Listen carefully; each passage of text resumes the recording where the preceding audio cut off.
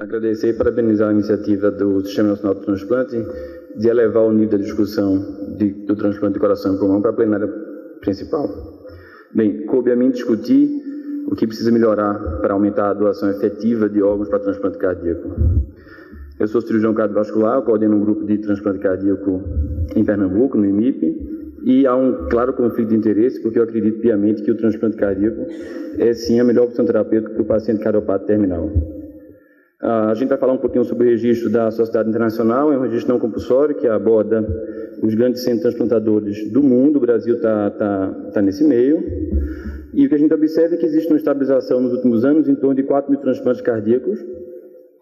Desses 4 mil, mais ou menos 2.500 são realizados nos Estados Unidos, 1.000 realizados na Europa, e essa barra vermelha representa a atuação dos outros centros, e o Brasil está nisso daí. A gente vê que é uma baixa representatividade em relação aos outros centros.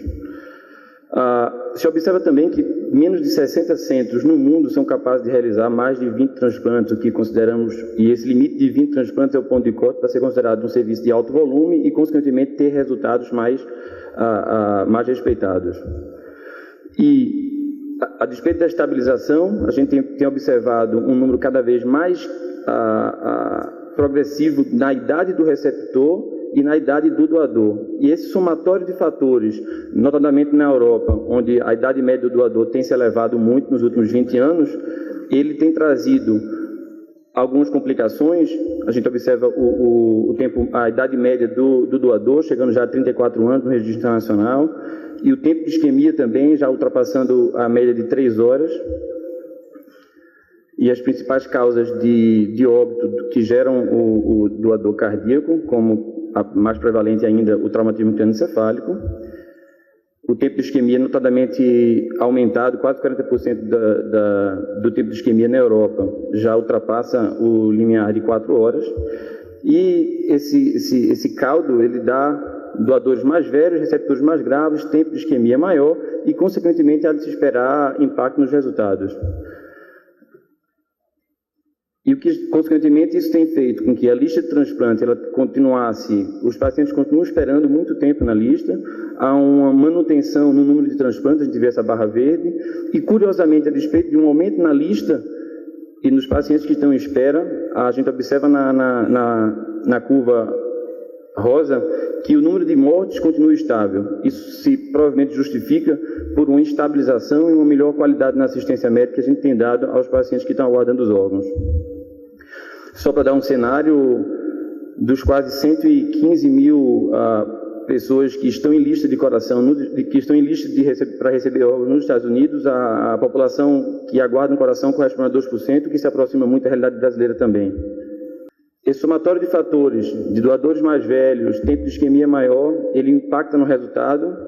Dados do registro mostram que doadores acima de 30 anos, você acarreta um maior risco de insucesso no transplante, como também tempo de isquemia acima de 180 minutos também vão impactar nos resultados. Para nossa felicidade, a realidade na América do Sul ela é um pouco diferente do que a gente está vendo no registro mundial. A gente ainda tem uma alta prevalência de doadores jovens, abaixo de 34 anos, a grande maioria homens, que a gente sabe também como existe um impacto positivo quando os doadores são homens, e a evidência, o traumatismo crânioencefálico é mais prevalente ainda na América do Sul. Então, como resumo, 85% dos doadores na América do Sul são pacientes jovens, eles são do sexo masculino e foram vítimas de traumatismo crânioencefálico e causas não determinadas, afastando os eventos cerebrovasculares que estão vinculados a desfechos negativos. Os dados brasileiros já foram mostrados. Esse ano, até setembro, foram realizados 203 transplantes distribuídos em 30 equipes. A gente observa uma estabilização nesse volume de transplantes. A gente bate na caixa dos 200 transplantes por ano, mas dificilmente a gente conseguiu passar historicamente esse número. O sistema de alocação para transplante no Brasil, ele respeita um modelo quase que universal, potencial doador, a CNDCO ou a OPO faz o diagnóstico da morte cefálica, realiza a abordagem familiar, as centrais de transplantes então ficam responsáveis pela alocação e então é feito contato com as equipes transplantadoras. O tema principal que a gente está abordando é onde é que estão as falhas nisso. Aqui é uma solução americana, onde a gente tem áreas, são círculos adjacentes, onde você vai mudando as priorizações de acordo com os círculos. Então, primeiro você prioriza o local, depois a priorização no primeiro círculo adjacente, depois você volta para o círculo local e oferece para o doente listado, e, consequentemente, isso daí tem dado uma otimização no uso dos órgãos na América. O modelo de fluxograma é praticamente semelhante ao nosso no Brasil. E existem falhas, tanto na América quanto aqui, tá? Em relação ao potencial doador, a gente ainda tem uma baixa, mas notadamente crescente índice de notificação. A falha no sistema em relação à OPO, à CNCDO, o retardo no fechamento do protocolo, prejudicando praticamente a manutenção do doador, a recusa familiar, que a gente vai deter um pouquinho mais sobre isso, e a manutenção inadequada do doador, que parece ser um ponto comum em todo mundo faz transplante cardíaco, que é depois que a gente consegue obter o doador, a aceitação familiar, essa manutenção inadequada, ela impacta muito no resultado e na não aceitação do órgão. E, obviamente, a logística da alocação, que a cidade de transplantes fica realizada, abocanha mais pelo menos uns 15% a 20% dos potenciais doadores e, consequentemente, diminuindo o número de transplantes reais. O tempo de isquemia está intimamente ligado à alocação e a necessidade de sincronismo com as outras equipes, principalmente quando se dá captações múltiplas. E a gente tem que fazer uma análise de meia-culpa também, tá? As equipes transplantadoras também têm culpa. Basicamente, é difícil você encontrar um cirurgião cardíaco que viva só do transplante cardíaco. Consequentemente, os grandes centros, eles fazem atividade cardíaca normal e têm o transplante cardíaco como sendo uma coisa extra, como sendo uma coisa a mais. E a lista de receptor, habitualmente, é uma lista enxuta. Consequentemente, acontece uma coisa paradoxal no Brasil. Nós temos, eventualmente, se oferece órgão, ultrapassando todos aqueles limites de recusa familiar, de qualidade do doador, e não é, fico feliz em dizer que não é frequente, mas acontece a gente não ter receptor para receber aquele órgão de um homem de 18 anos, sem droga vasoativa, que seria um excelente receptor. E existem ainda, talvez, alguns paradigmas e dogmas que precisam ser vencidos em relação ao uso de critérios sem embasamentos científicos claros para efetuar a negativa do órgão. E a ausência de métodos complementares, como, por exemplo, uma angiografia ou um ecocardiograma, para realmente atestar com um embasamento mais concreto a qualidade real do enxerto. Então, tentar responder por que se transplanta pouco coração no Brasil são os mesmos motivos para os outros órgãos, ou seja, até chegar na bifurcação do que é para o coração e do que é para os outros órgãos, são falhas incomuns, socioculturais, falhas na assistência e manutenção do doador, mas tem alguns agravantes. O coração, ele não tolera a má condução clínica, o tempo de isquemia, ele é realmente muito mais curto, e há uma necessidade das equipes que fazem o transplante de coração trabalhar de forma simultânea. Então, você já tem uma equipe enxuta, você tem que dividir a equipe, enquanto uma pessoa vai fazer a captação, a outra está fazendo o implante, e isso daí dá dor de cabeça. A gente observa que os principais estados que fornecem doadores e um decréscimo em relação aos potenciais doadores em relação e notadamente aos que se tornam doadores efetivos. A gente trouxe essa estatística que nos chama a atenção que dos 10 maiores estados em números absolutos que fornecem doadores, existe uma grande variabilidade da taxa de efetivação ou da taxa de aproveitamento desses doadores, chegando ao ápice de Santa Catarina com 40% de aproveitamento dos doadores e Pernambuco, meu estado, com 20%. O fato é que apenas a média brasileira são 29% dos doadores, eles tornam-se efetivos. E por que tão baixa essa taxa de efetivação de transplantes? Obviamente que 50% disso aí é cepado quando há recusa familiar. E para isso a gente tem que desenvolver alguns modelos interessantes, e numa recente visita à UNOS, a gente entendeu que eles estão desenvolvendo políticas de promoção e incentivo ao transplante que parece que vai dar algum resultado. Esse é o modelo tradicional brasileiro, onde você tem uma grande campanha, seja anual ou seja em algumas sazonalidades, mas ela restringe-se basicamente à atração de um grupo populacional específico. Quando a campanha ela tem um forte impacto, ela realmente cresce, tem um poder de atração maior, mas ela restringe ainda vários grupos populacionais. O modelo que tem sido usado hoje na América, ele é um modelo diferente, onde você tem campanhas baseadas em populações diferentes, e com isso você consegue atrair um maior número de pessoas com o mesmo objetivo, que é doar órgão. E eu queria ter a oportunidade de mostrar, então, isso é um vídeo curto de 3 minutos. Alguém pode clicar, por favor? Ele é torcedor do esporte. Amaro não tem comparação, torcida, não tem. O resto é tudo.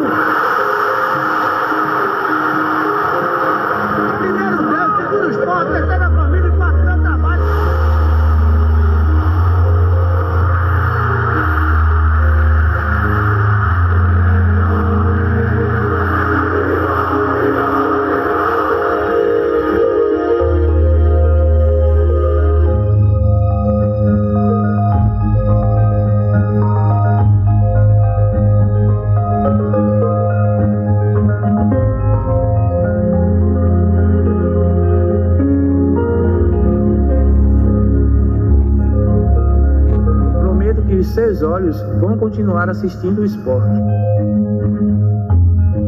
Que os seus pulmões continuarão respirando pelo esporte. Prometo que o seu coração sempre baterá pelo esporte.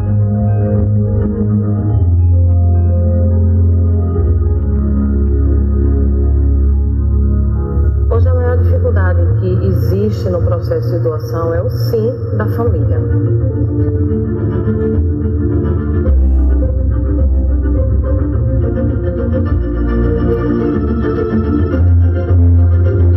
Eu sou rubro-negra até depois de morrer, irmão. Minha alma é rubro-negra. Ainda mais que quando eu doar meus órgãos, ou meu pulmão for pro cara do Náutico, torcedor do Náutico, ele vai respirar o esporte. A campanha atingiu números impressionantes. 51 mil torcedores se declararam doadores, uma quantidade superior à capacidade da Ilha do Retiro. A campanha do esporte, eu não tenho dúvida alguma que serviu para que, aumentando a oferta de doadores, a gente conseguisse zerar essa lista, conseguisse realizar o transplante em todos que estavam precisando. Uma campanha de doação de órgãos lançada pelo esporte está ajudando a salvar a vida de muitos torcedores. Antes do vídeo, eu tinha passado 18 anos de diabético e 5 anos fazendo hemodiálise. E a vida só está melhorando, minha visão está voltando aos pouquinhos. Estou vivendo nascido.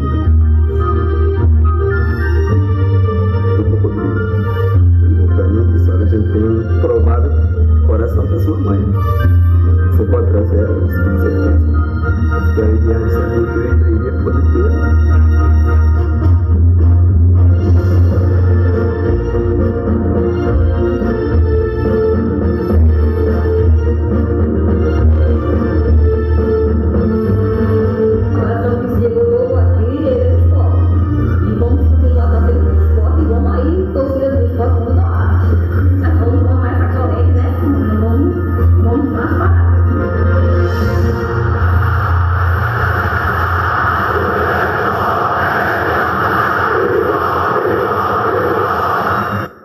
Bem, tirando a paixão futebolística, isso é um modelo de distração propaganda onde você foca num grupo, isso podia ter sido aplicado a qualquer tipo de populacional, mas foi aplicado a um time de futebol, a uma torcida, e os resultados foram esses.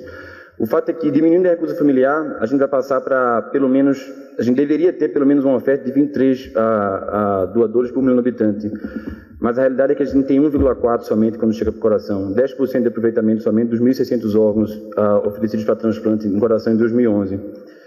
Então, mesmo com a recusa familiar amputando metade do pool de doadores, existem outros fatores que justificam a baixa aceitação do coração para transplante. E como explicar tanta disparidade, então, entre esses centros? A Brasília com 12 ppm, Pernambuco com 2,5, Ceará com 3. Essa variação de quase 150% entre os mesmos centros, entre as mesmas pessoas, a formação muito parecida entre eles. O que a gente nota é que os centros que têm mais volume, eles têm uma capacidade de aproveitamento de órgãos maiores. Brasília com 12,5, Pernambuco com 3,3, Ceará com 3. Consequentemente, a grande pergunta é, os centros de maior volume são aqueles que têm uma maior taxa de aproveitamento ou as maiores taxas de aproveitamento é que transformam os centros em maior volume? Existem alguns problemas e soluções que a gente gostaria de discutir. Basicamente, é diferente da realidade europeia. O perfil demográfico do doador no Brasil é excelente. Ele é jovem, ele é homem, é vítima de trauma. A realidade no Brasil, a gente tem duas populações. A população do perfil americana, com doença coronariana, com hipertensão, com dislipidemia, obesidade e idade avançada. Mas também tem um perfil da população dos países pobres, como pacientes valvulares com febre reumática, doença de Chagas e pacientes jovens. E esses dados populacionais nos empurrariam para uma taxa real de transplantes que nós seríamos capazes de fazer em torno de 1.500 a 2.000 transplantes cardíacos por ano, bem diferente dos 200 que nós fazemos. E numa revisão da bibliografia, eu achei um artigo que fala um pouquinho sobre isso, é um pouquinho de coragem mesmo.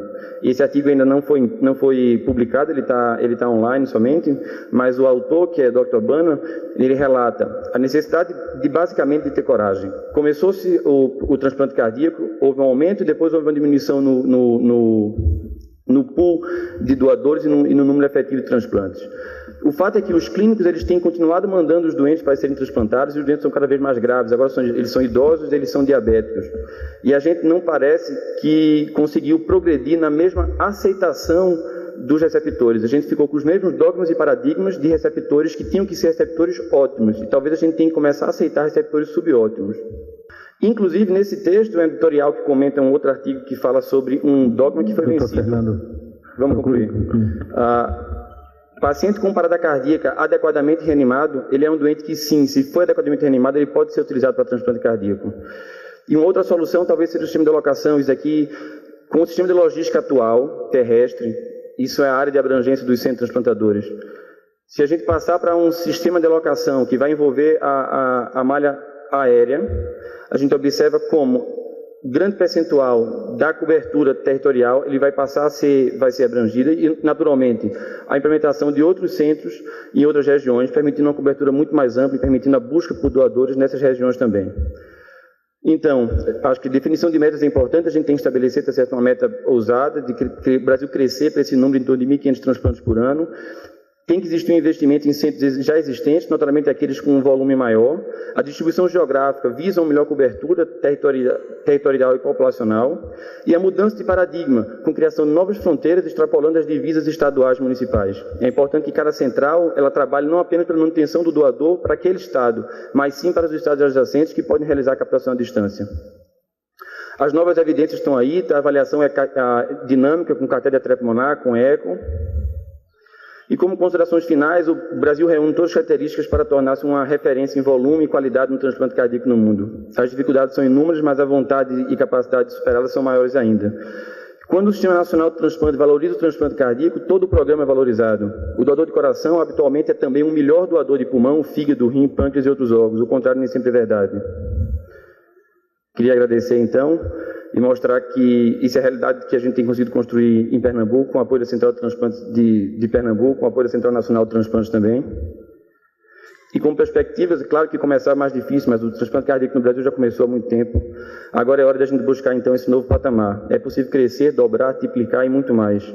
Obviamente, mantendo o compromisso hipocrático de oferecer o melhor e mais seguro para o doente. Obrigado.